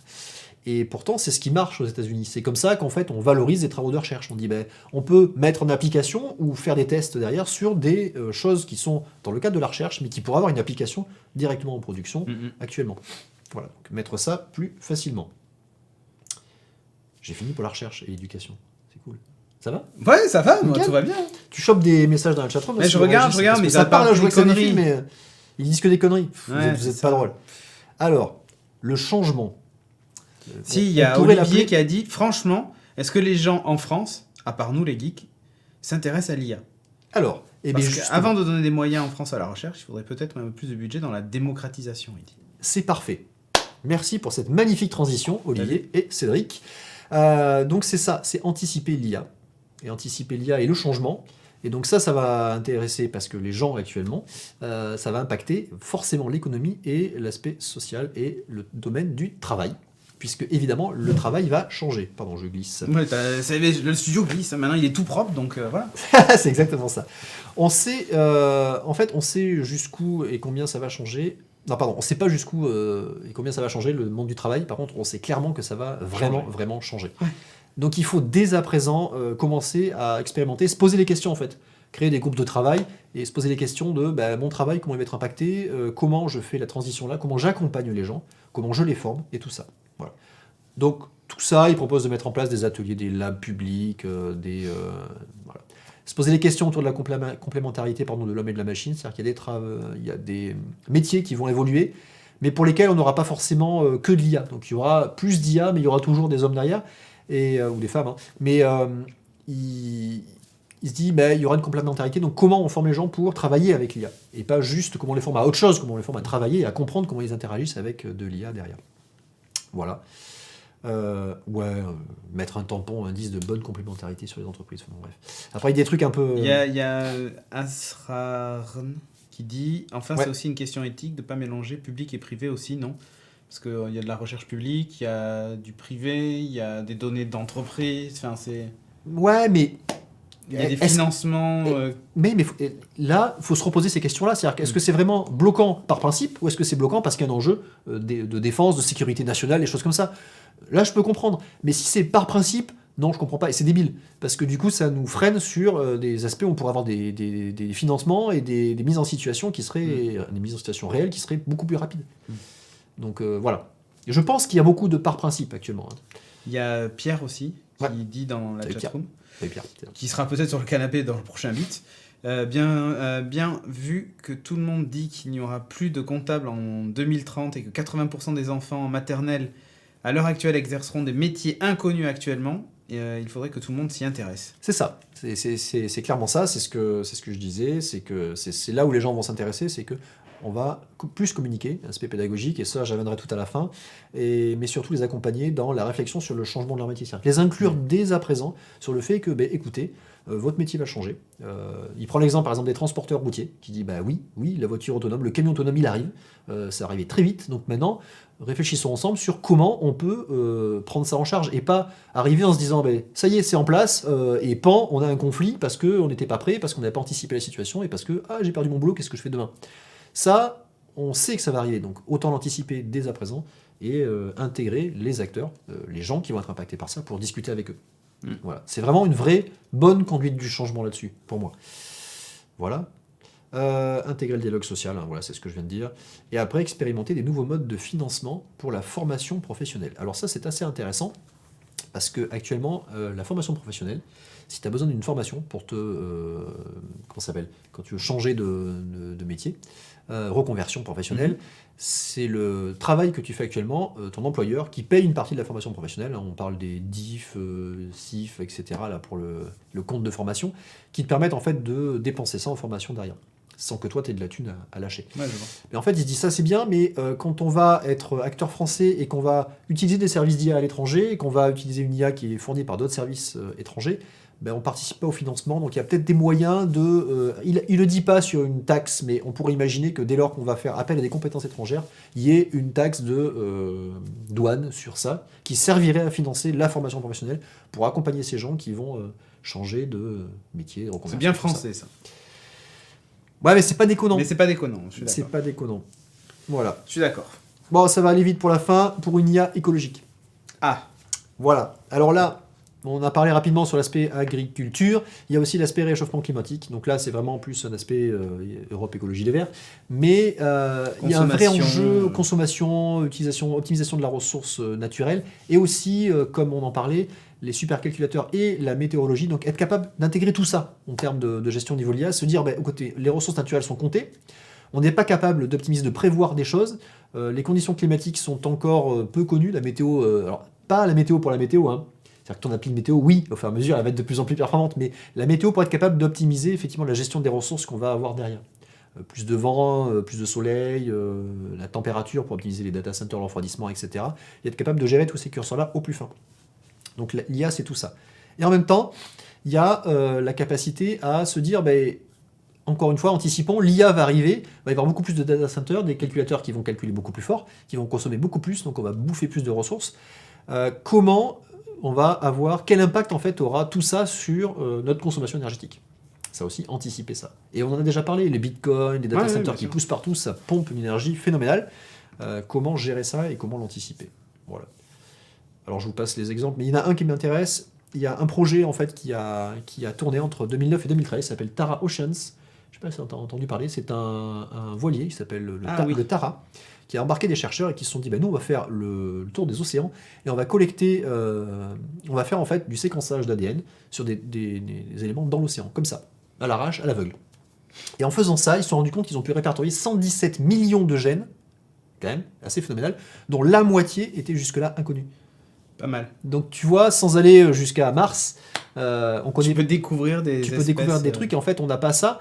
Et donc là ils l'ont fait, on va dire manuellement quelque part, mais là demain tu pourrais l'automatiser, tu pourrais imaginer un bateau drone associé avec une IA qui va séquencer derrière ça automatiquement derrière et tu peux travailler ça de manière beaucoup plus automatique et beaucoup plus à grande échelle en fait.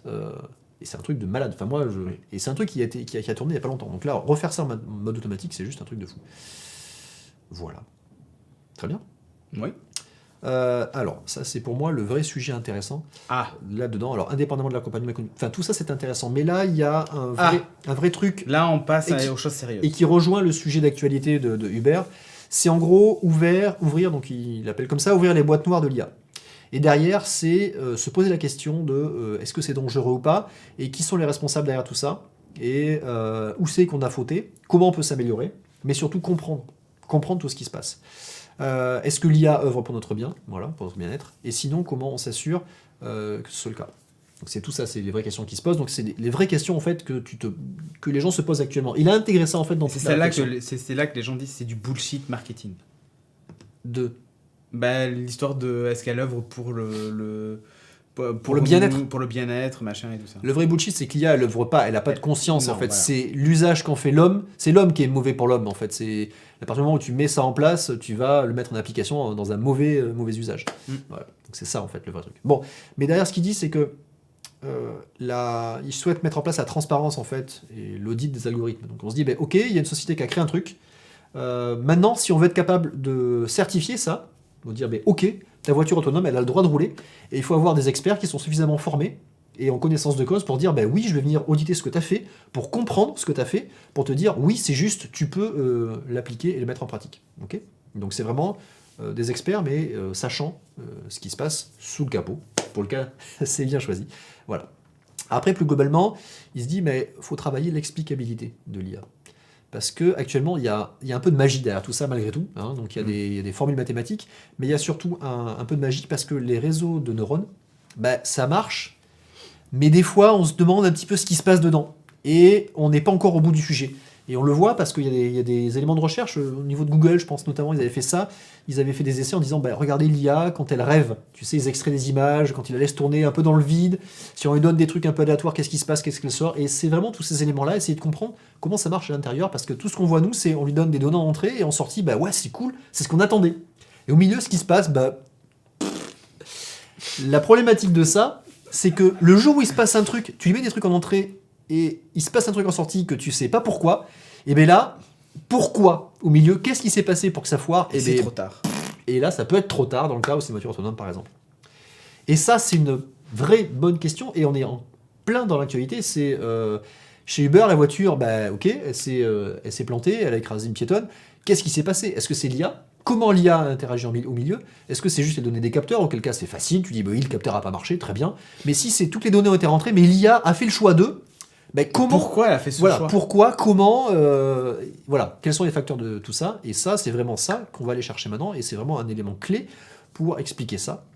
Et après, dans l'aspect explication, il y a tous les enjeux éthiques qui vont derrière, évidemment.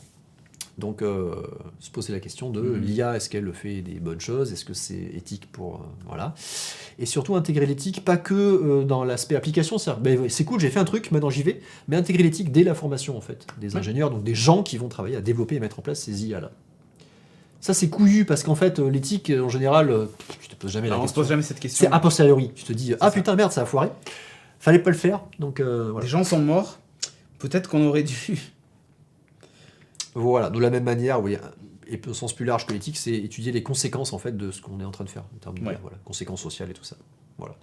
Bon, le dernier sujet qui est un peu plus petit, c'est travailler l'aspect inclusif et divers, c'est-à-dire se dire, il y a un vrai sujet en termes dans le numérique, hein, globalement, c'est inclure plus les femmes dedans, déjà. Donc favoriser la formation des femmes et le recrutement des femmes. Donc ça, c'est, alors, sans faire de discrimination positive, mais en mettant par exemple un label qui est, cette école est certifiée. Certifié avec des filles. Ouais, c'est un peu ça, si tu veux. C'est un argument marketing hein, pour certains hommes. Ouais, pourquoi pas. S'ils veulent recruter des chercheurs, Ouais, bon, mais en tout cas, c'est plus les valoriser et les entrée mettre en gratuite avant. pour les filles. Bref, voilà, il y a un peu de ça. Et donc, il n'y a pas que l'aspect parité, il y a aussi l'aspect inclure plus de gens. Et ça, c'est vraiment l'aspect pédagogique, c'est dire, on va communiquer au plus large public, tout le monde, pour essayer de vulgariser ça au sens très large. Et dire, je vais expliquer ça, mais pas forcément rentrer dans tous les détails techniques, mais autant expliquer les impacts, expliquer les conséquences, expliquer ce qui va arriver, expliquer ce qui est en train de se faire et tout ça. Voilà. Ouais. Et ça, c'est quelque chose qui, lui, en fait, il souhaite s'attacher derrière, à titre personnel. Il dit, pour moi, donc là, on est dans la suite, en fait, de ce qui va se passer derrière tout ça. Lui, il se dit, la suite naturelle de ce rapport-là, c'est de reprendre ces sujets-là et d'aller les présenter au public, au plus grand nombre. Voilà, donc c'est vraiment travailler l'aspect pédagogique et vulgarisation de tout ça. Voilà, la communication et tout ça. Le petit tour du rapport, conséquent. Ça va, je suis pas mal. Ouais, t'en doutes, c'est parfait, c'est très bien. On est bien. Donc la suite est... Je bois tes paroles. Qu'est-ce qui s'est passé ? Alors qu'est-ce qui s'est passé ? Il y a eu des effets d'annonce, puisque dès que le rapport a été remis, Emmanuel Macron fait un discours au Collège de France où il annonçait « Bougez pas les gars, je débloque 1,5 milliard d'euros ». Mais c'est pas de suite, c'est en tout jusqu'en 2022. Donc en fait, c'est de aujourd'hui à 2022, vous aurez 1,5 milliard à 2022, c'est 4 ans. C'est la fin du quinquennat. Ouais, c'est facile, tu vois. C'est la vraiment... fin du quinquennat Macron. Vous voyez où est la limite ou pas ? Donc voilà, l'effet d'annonce et les titres des news, on a vu 1,5 milliard. Mais en fait, voilà, il faut regarder la suite. 1,5 milliard jusqu'à 2022, donc sur 4 ans. Voilà, donc ramener à une année, c'est pas excessif non plus. Donc voilà, donc les actions qui ont été retenues dans tout ce que je viens de dire, c'est créer des réseaux d'instituts dédiés et localisés. Voilà, donc il a ciblé 4 ou 5 endroits en France, donc vraiment des instituts dédiés à la recherche sur l'IA pour valoriser les 4 ou 5 pôles différents. Éventuellement 4 ou 5 pôles qui vont avoir des domaines de compétences différents ou des secteurs d'activité différents. Voilà, on pourrait imaginer des secteurs économiques différents qui vont être interconnectés. Voilà. Constituer un hub de recherche au niveau mondial. Alors ça, ils aiment bien, tu sais, c'est vraiment l'aspect mettre en avant, communiquer, partager tout ça, French Tech, machin, tout ça, à la sauce IA. Voilà. Je suis pas sûr. Bon, enfin, ça va faire... La French Tech IA, ça peut sonner French Tequila, hein, quand French même. Tequila, ah, c'est pas mal ça. Ça serait peut-être plus marketing de faire ça. Voilà. Je sais pas, après ça peut finir mal. Ouais, c'est ça. Paf Une IA bourrée, t'imagines ? Ouais, paf, Tequila. Bon... Ouais. Ils ont effectivement, Emmanuel Macron a dit qu'ils allaient favoriser les allers-retours entre le domaine privé et public. Donc il va débloquer des situations pour permettre aux chercheurs de sortir du public, aller un peu dans le privé, revenir, et les échanges un petit peu comme ça. Sans rentrer dans le détail, donc on ne sait pas vraiment ce qui va se passer, mais bon, le sujet a été compris et va être traité derrière. Pourquoi pas. Les salaires ne seront pas doublés. Mais il avait dit qu'il fallait doubler les salaires. Il avait dit. Donc tout n'a pas été appliqué, et c'est dommage parce qu'en fait, ce rapport-là, si tu prends pas tout, je suis pas sûr que tout marche bien si tu enlèves des bouts en fait dedans. Il est assez intègre et si tu enlèves des bouts, j'ai peur que ça marche pas. Bon bref, l'ouverture des données proactives, donc ça ils vont le mettre en place, mais plus en fait ils vont étendre l'aspect open data. Ils vont chercher à l'étendre à partir du moment où va y avoir des commandes en fait qui seront faites, des commandes publiques. C'est-à-dire qu'actuellement, c'est les données qui sont collectées par l'État qui sont fournies, mais dès lors qu'il va y avoir des commandes publiques à des secteurs privés, par défaut, dans le cahier des charges, il y aura marqué « Les données seront demandées à être ouvertes, accessibles en open ». Alors là, on nous dit, Jaël qui nous dit « Bon, t'as résumé les 50 pages, mais à la fin, c'est qui le tueur pour le coup ?» On n'a pas encore la conclusion. Et d'ailleurs, c'est très bien, encore une fois, une transition aux petits oignons, puisque... je crois que vous êtes connectés. Hein. Le dernier sujet, donc Emmanuel Macron a dit, il souhaite qu'il y ait un cadre législatif pour la voiture autonome qui soit présent d'ici 2019. Donc il souhaite pouvoir ouvrir les routes aux voitures autonomes en 2019. Et pour ça, il faut que le cadre légal soit mis avant. Ah oui. Ça me semble ultra court, parce que mettre un cadre légal sur un truc dont on n'a pas encore tous les tenants et les aboutissants... Ça s'appelle les ordonnances. Ouais. Attends, donc là, ça me semble un peu précipité. Il est cap. Hein. C'est ça. Il est cap. Cap ou pas cap ? Bon. Bref, et après, l'autre truc, c'est qu'effectivement, les GAFAM, donc Facebook, Google, Microsoft, pas Apple du coup, pas Amazon, On investit massivement en France autour de l'IA. Donc voilà, il y a des centres de recherche autour de l'IA et des data centers en parallèle qui s'ouvrent pour former des chercheurs, pour faire des recherches un peu dans le privé. Voilà, il y a donc une filiale, il y a DeepMind, un centre DeepMind qui se crée en France, donc la filiale de Google, et il y a aussi Samsung et Fujitsu qui vont ouvrir des centres de recherche aussi là-dessus. Donc ça a tenté des secteurs privés. Alors effectivement, après il y a des enjeux économiques. Il y a sûrement eu des accords, notamment pour Google et l'ardoise qui a été effacée. Il y a peut-être eu des remises sur des impôts ou des zones franches, des choses comme ça, tu vois, il y a toujours eu ça. Mais bon, quelque part, ça va permettre de former plus de personnes et de valoriser un petit peu ce travail de recherche. Ça fait du boulot. Voilà. Écoutez, voilà, j'ai fini là-dessus. Mon avis derrière tout ça, alors... Tu n'as pas montré tes belles infographies et tout, c'est dommage. Merci, c'est parfait. Alors, ouais, voilà, c'est les éléments sur lesquels il s'est appuyé, l'intelligence artificielle, quel l'avenir pour notre société. Voilà. Les impacts, tu vois, donc 93% des Français vont être impactés, ou s'estiment être impactés. Voilà. Ouais, ils considèrent qu'il faut que ça fasse partie des débats. Ils considèrent que l'IA est une révolution. Ouais. Ok. Ouais, d'un côté, ouais. Donc tu vois, les gens sont quand même conscients quelque part. Hein. Et par contre, l'IA doit faire l'objet de débats publics réguliers, 94%. Tu sens que... les gens sont... Voilà. Alors, soit ils ont peur. Soit ils ont peur. Soit ils se disent, putain les gars, vous faites n'importe quoi. Soit ils ont trafiqué le chiffre. Hein, parce que la question était, pensez-vous qu'il faut que... qu'un débat public... Enfin, c'est quoi la question, en fait? Oui. Ouais, c'est vrai. Bon, les sondages, après, t'en fais ce que tu veux. L'IA va transformer les emplois, 93%, c'est ça. Adaptation réglementaire, travail et formation, 96%. Alors évidemment, si tu mets les trois questions en une, est-ce qu'il faut faire quelque chose? Ouais. Voilà. Pas besoin de faire de big data pour comprendre que oui. Voilà, c'est ça. Aider les démarches administratives, putain, ça serait tellement bien. S'ils pouvaient le faire à ta place aussi. Et le partage des données. Voilà, c'est ça. Bon. C'est un petit peu des résumés des chiffres qui sont sortis des sondages. Et ça va être plus la plaquette média presse sur l'aspect communication derrière. Voilà, mon avis derrière tout ça, le rapport, je suis rarement allé dans un truc, dans une lecture de rapport parlementaire comme ça en fait. Oh, tu m'étonnes. Alors déjà parce que le sujet m'intéresse, mais en plus le rapport, franchement je l'ai ouvert, je me suis dit bon, qu'est-ce que ça vaut? Est-ce que je vais lire l'introduction et en fait il est vraiment super lisible. Ouais, mais... Et pour moi, qui suis comme toi, on est, et vous dans la chatroom j'imagine, on est un peu au courant d'un peu tout ça, on est féru de tout ça. J'ai pas trouvé en fait de manque. Je me suis dit, ils se sont posés les bonnes questions. Quelque part, ils ont fait le tour de la question. Sans juger les propositions qui sont faites derrière. Indépendamment de ça, je me suis dit, c'est un travail qui a été fait en connaissance de cause. Donc le domaine a été parcouru. Toutes les bonnes questions se sont posées autour de ce domaine-là. Les propositions derrière, après, ça va dépendre également aussi des bords politiques qu'on peut avoir, mais globalement, les propositions sont pas trop... comment te dire, ciblé, c'est-à-dire que c'est pas vraiment fais ça, point barre. Il faudrait faire quelque chose, dans ce sens-là en disant il faudrait favoriser ça, débloquer cette situation. Il va pas dire créer une subvention, il va pas dire dedans taxer ça. Donc c'est vraiment, il y a un plan d'action à faire ici, maintenant les politiques, en fonction de votre bord politique, discutez, débattez de ce qu'il faudrait faire, ce que vous jugez vous nécessaire pour gérer ce truc-là. Donc c'est bien parce qu'il n'y a pas trop d'adhérence politique derrière tout ça. Même si c'est effectivement un député, La République En Marche, il s'en est un peu détaché, je trouve. Voilà, j'avais peur qu'il y ait trop... Sur le rapport, tu veux dire? Sur le rapport, pas que sur le rapport. Après, il y a évidemment, c'est un rapport remis à notre gouvernement qui va décider, lui, de ce qu'il va en faire derrière, ou pas. Il y a ça, donc très lisible. Et puis, il communique beaucoup là-dessus. C'est-à-dire que ce rapport-là, et donc il le dit à la fin, il dit, oui, maintenant l'enjeu c'est de communiquer et de diffuser au plus grand nombre. Et il le fait. C'est-à-dire qu'il fait le tour des médias. Et des médias à grand public. On l'a vu sur On n'est pas couché avec Ruquier, il est parti pour débattre de ça.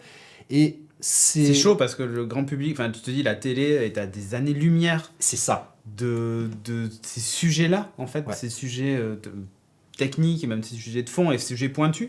Ouais. Mais c'est cool d'en faire la promo à la télévision, je trouve. Mais il ose y aller. Et je pense qu'il est crédible, déjà. Il est bien perçu, c'est-à-dire qu'il a une cote, je pense qu'en termes de mathématicien, tu vois, les gens lui disent, ok, il a une certaine valeur, donc on peut lui faire confiance, et je pense qu'il a une opinion favorable. Et le fait de communiquer là-dessus, ça va, je pense, intéresser les gens. Et en fait, il a été professeur de maths, il est passionnant, donc, vulgarisateur, il est quelque part passionnant, et je pense que c'est une bonne personne pour communiquer autour de ça. Voilà. Donc encore une fois, sans juger... Une vraie rockstar des maths. Ouais. Par son look aussi. Ouais, mais en et général, tout ça. tu vois, les maths à ce niveau-là, les matheux Ah oui, à ce bien sûr. niveau-là, il y a un bon paquet d'autistes quand même, hein, vraiment. Et arriver à avoir un niveau comme ça, dans la vulgarisation, dans la communication, etc., franchement, chapeau, je tire mon chapeau. Et je trouve il a fait le boulot, vraiment fait le boulot qu'on lui attendait, et même plus, puisqu'il va continuer à partir derrière. Maintenant, la suite, bah, j'attends beaucoup que notre gouvernement fasse plus que les effets d'annonce qui ont été faits là, et qui vraiment reprennent ces rapports-là et prennent les points par point précisément et répondent en face, qui disent oui, cette action-là, on va la traiter de telle manière, ou on va pas la traiter, mais qui est vraiment une explication plausible et que ça rentre en jeu en disant bah, ok, on va faire autre chose à la place, ou des choses comme ça, tu vois. Ouais. Qui est vraiment un plan d'action global qui va traiter ça, et pas juste un effet d'annonce sur 4 points. Il y a Asrarn qui dit il y a un mec hyper alarmiste sur les IA qui a fait pas mal le tour des plateaux récemment aussi. Ouais. Mais Qui c'est ça, tu peux me retrouver ça, ça m'intéresse de voir ça. c'est vrai, il y en a plein, mais il faut pas. Oui, c'est bien de les avoir aussi parce que ça permet de contrebalancer les ultra optimistes qui disent ouais, faut y aller, machin. Après, il faut faire la part des choses entre ces deux-là. Et c'est ça, il faut faire un débat public, c'est ce qu'il dit. Il dit ben, mettons-les en face, mettons des gens autour qui vont permettre de discuter ça et faisons la part des choses entre ceux qui disent oui, ceux qui disent non, danger ou allons-y, sortons-en quelque chose derrière. Ok. Voilà. Bon, eh ben on est arrivé au bout de cette émission. Vous avez vu que c'est beaucoup plus long qu'avant, Bit. On prend le temps de discuter. Bon, ce soir, on a discuté. Enfin, Christophe a beaucoup discuté. On va prendre de temps en temps des sujets comme ça pour en parler avec vous. Des sujets qui font l'actu. Ça sera des fois beaucoup plus terre à terre. Là, ce soir, c'était un peu politique et aussi technique. Parfois, ce sera un test de produit. On aura un produit sur la table qu'on testera avec vous et vous pouvez poser toutes les questions. S'il faut, on le démontera. Il n'y aura pas de problème. Enfin, si on nous autorise à le démonter. Mais on pourra prendre notre temps pour faire ça. Pour cette deuxième heure, s'amuser avec tout ça. On en profite. Donc, toi, Christophe, on te retrouve sur Twitter. C'est @ChrisKamikas. Yes. Si je ne dis pas de bêtises. ChrisKamikas, exactement. Moi, vous me retrouvez sur Twitter et c'est @Cédric Bonnet. Je ne l'ai pas lancé. Hop, voilà. @Cédric Bonnet. Ouais, je lance moi-même. @Cédric Bonnet, donc si vous voulez nous suivre, si vous voulez me suivre sur Twitter, n'hésitez pas aussi à soutenir le projet Studio Renegade, qui donc est la suite du projet Geeking, où là on va être plus orienté web TV et live, et c'est ce qu'on fait ce soir, donc on s'amuse. Donc tipeee.com/STD Renegade. Ouais, même le prix d'un café, ça ira très bien, et je crois que pour le prix de 2 cafés, c'est-à-dire 2 €, vous avez votre nom dans la boucle qu'on va mettre juste après. Wow. Et s'il vous plaît, Alors là, restez désactivés aux adblocks parce que ça nous aide pas mal. C'est clair. Ça aide au financement. Et sinon, pour tout savoir, allez sur studiorenegade.fr. Vous allez retrouver. Et oui, vous allez retrouver tout ça. Il y a même un agenda incroyable. Vous pouvez décocher les émissions que vous voulez pas, par exemple, ou tout cocher. C'est vous qui voyez. Et personnaliser votre agenda pour l'avoir sur votre téléphone ou autre, et ainsi pour être avoir averti des émissions quand elles vont être là, franchement. Complètement. Donc moi, vous me retrouvez dès demain. Alors demain matin, je crois qu'il y a une rediff d'ailleurs de Beat. Des rediff. Ouais, de 10h à midi. Incroyable. Moi, à midi, j'enchaîne avec Things, la nouvelle version, où pareil, il va y avoir de la news en première partie, je vais manger avec vous. Et en deuxième partie, on va discuter domotique. Ça va être vraiment de la discussion, je suis tout seul, hein, donc il va falloir m'aider la chatroom. On va parler demain de Google Home Mini et des assistants domestiques, mais en particulier de celui-ci, puisque j'en ai 2 à la maison. Je m'amuse pas mal. Et, Deux domestiques. Non, de Google Home. Non, ça, c'est des enfants, ça. De Google Home. Donc, du coup, on va discuter un petit peu de tout ça. Et puis voilà, il y aura d'autres sujets, puisque l'idée de Things aussi, c'est qu'en deuxième partie, on règle vos problèmes. Ou moi, par exemple, j'ai des projets, j'ai envie de construire un petit truc, de faire une petite caméra. Si j'ai une fuite à robinet, tu viens régler mon problème? Non, non, je ne fais pas ça. Ah, merde. Voilà. À quelle heure Things? C'est de midi à 14h, mais ça sera aussi rediffusé. Et de toute façon, vous aurez le replay sur la chaîne Twitch. Donc, vous n'hésitez pas à venir. En plus, comme ça, vous aurez la chatroom et tout ça. On essaiera de régler aussi ces problèmes d'image, de petits décalages audio et de petites sautes d'image qu'il y a de temps en temps. Ouais. Mais c'était la première avec le nouveau setup. Donc, on fait comme on peut, ne vous inquiétez pas, on va régler ça. Donc voilà, on a fait le tour. Ouais, et moi, vous me retrouvez avec Charlie semaine prochaine, puisque la semaine prochaine, ça sera pas Beats, mais ça sera un RGB, un Retro Gaming Bros, avec mon pote Charlie. Et un spécial. Un spécial. Un épisode spécial.